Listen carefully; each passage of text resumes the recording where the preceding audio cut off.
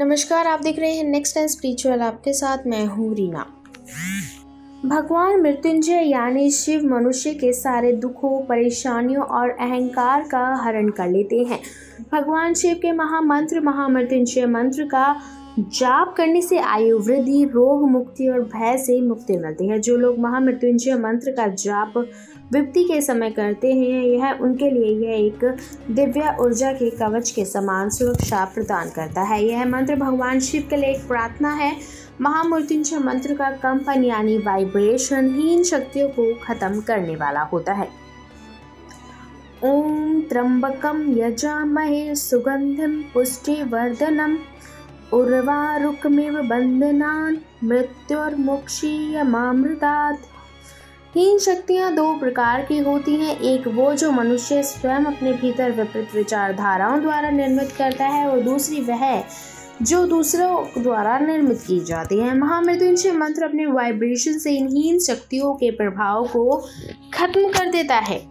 विचार ऊर्जा का ही स्वरूप है। हीन विचार नकारात्मक ऊर्जा की उत्पत्ति करते हैं और उच्च विचार सकारात्मक ऊर्जा की उत्पत्ति करते हैं। हमारा मन एक प्रसारण केंद्र है। इसमें उत्पन्न होने वाले विचारों के साथ ऊर्जा जुड़ी होती है। जब हम किसी व्यक्ति के विषय में विचार करते हैं तो उससे संबंधित ऊर्जा उस व्यक्ति की ओर प्रवाहित होने लगती है। इस प्रकार जब कोई व्यक्ति हीन विचार अपने मन में लाता है तो उससे संबंधित नकारात्मक ऊर्जा अमुक व्यक्ति की ओर प्रवाहित होने लगती है। महामृत्युंजय मंत्र का वाइब्रेशन इन दोनों प्रकार की हीन ऊर्जाओं से हमारी रक्षा करता है। इसको बचपन से ही करना चाहिए ताकि इस दिव्य मंत्र का कवच सदैव साथ रहे।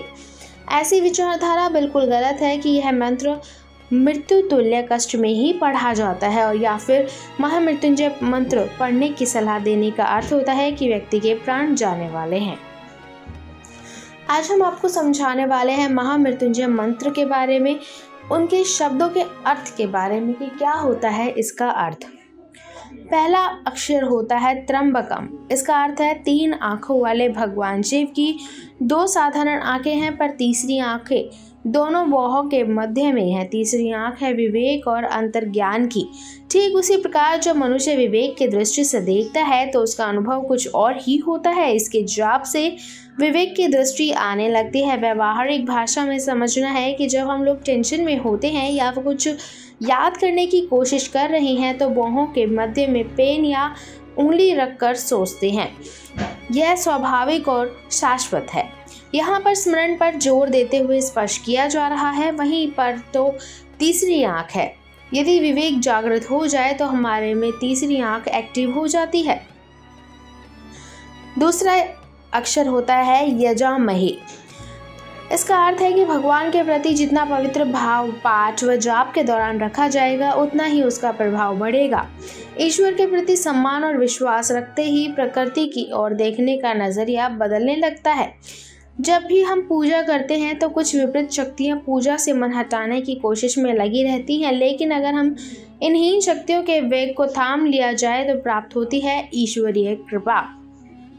आपने देखा होगा कि जैसे आप पूजा आरंभ करते हैं तो एक दो दिन बाद उसमें व्यवधान आने लगते हैं। अब वह आंतरिक और बाहरी दोनों में से कोई भी हो सकता है। ऑफिस जाने की जल्दी हो या सांसारिक आवश्यक कार्य, लेकिन इन्हीं को साधते हुए जो अपनी पूजा डिस्टर्ब नहीं होने देता वह यजामहे की ओर अग्रसर होने लगता है।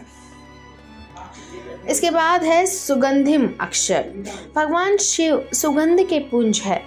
जो मंगलकारी उनका नाम शिव है, उनकी ऊर्जा का यहाँ सुगंध कहा गया है। जब व्यक्ति अहंकारी, अभिमानी और ईर्ष्यालु होता है तो उसके व्यक्तित्व से दुर्गंध आती है। अवगुणों के समाप्त होते ही व्यक्तित्व से सुगंध उत्पन्न होने लगती है। आपने महसूस किया होगा कि जब कुछ लोगों के साथ बैठने पर एक पॉजिटिव वाइब्स आती हैं, अच्छा लगता है। उनसे बात करने का तरीका, उनकी प्रसन्नता और उनकी सकारात्मकता से हम भी चार्ज होते हैं। वहीं कुछ लोग दुखी होते हैं, अपनी समस्याओं का ही बखान करते रहते हैं, जिनसे मन नकारात्मक औहरे में चला जाता है। इसके बाद अगला शब्द होता है पुष्टिवर्धनम। आध्यात्मिक पोषण और विकास की ओर जाना। अधिक मौन अवस्था में रहते हुए आध्यात्मिक विकास अधिक रह सकता है। संसार में ईर्ष्या, घृणा, अहंकार आदि के कीचड़ में रहते हुए कमल की तरह खिलना होगा। आध्यात्मिक विकास के बिना कमल नहीं बना जा सकता है। हम लोग समाज, घर, ऑफिस में कई तरह के स्वभाव वाले लोगों से मिलते हैं और उनके साथ काम करते हैं। यहाँ हमें ध्यान रखना चाहिए कि हर व्यक्ति के अंदर गुणों से ही अपना संबंध होना चाहिए, न कि उनकी नेगेटिविटी से। जिस प्रकार केला खाते हैं और छिलका हटा देते हैं, उसी प्रकार नकारात्मकता पर फोकस करने के बजाय पॉजिटिव चीज़ों पर फोकस करेंगे, तभी तो पुष्टिवर्धन हम हो पाएंगे। इसके बाद आता है उर्वारुकमिव बंधनान। संसार में जुड़े रहते हुए भी भीतर से अपने मन को इस बंधन से छुड़ाना है। जिस प्रकार लौकी जब पक जाती है तो वह बाहर से लता से जुड़ी हुई दिखती है, लेकिन वास्तव में वह लता को त्याग चुकी होती है।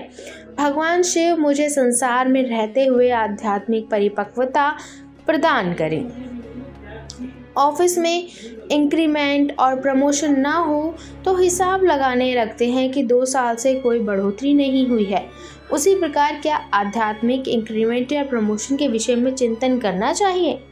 रोटी, कपड़ा, मकान, परिवार आदि सभी की जिम्मेदारियों को निभाते हुए मोह से धीरे धीरे स्वयं को अलग करते रहना चाहिए।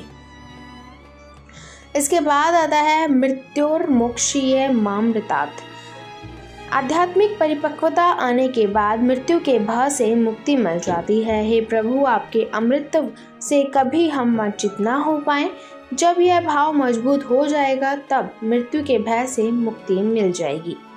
भय वहीं तक रहता है जहां तक आपको लगता है कि आप कुछ कर सकते हैं, लेकिन जो चीज़ आपकी पकड़ से बाहर है तो उसको लेकर चिंता कैसी करनी। जैसे आप कोई नया महंगा मोबाइल खरीदिए तो उससे मोह होता है, उसमें स्क्रीन गार्ड भी लगवाते हैं, उसमें कवर भी लगाते हैं, लेकिन यदि उसमें कोई खरोच लग जाए तो हृदय तक को खरोच का असर होता है। लेकिन जब आप उसका मोह रहित उपयोग करते हैं तो उसके खराब होने या टूटने का भय नहीं रहता है। एक साधारण भाषा में अक्सर कहा जाता है कि यह तो राजकाज है, इसको लेकर टेंशन क्यों।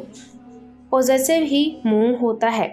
अगर आप ज़्यादा किसी चीज़ को लेकर पॉजिटिव नहीं होंगे तो आपको उन चीज़ों का मोह भी नहीं होगा और आपको कभी भी उनके कुछ भी होने से आपको कोई प्रभाव नहीं पड़ेगा। इसलिए हमें मोह त्यागना होता है हर चीज़ का। अगर आपको हमारी ये जानकारी अच्छी लगी हो तो कमेंट कर ज़रूर बताएं। वीडियो को लाइक और शेयर करना ना भूलें और हमारे आने वाली वीडियोस की अपडेट पाने के लिए चैनल को सब्सक्राइब करें, साथ ही बेल आइकन दबाना ना भूलें और हमारे चैनल के साथ जुड़े रहें और हमारे आने वाली वीडियोस को ज़रूर देखें।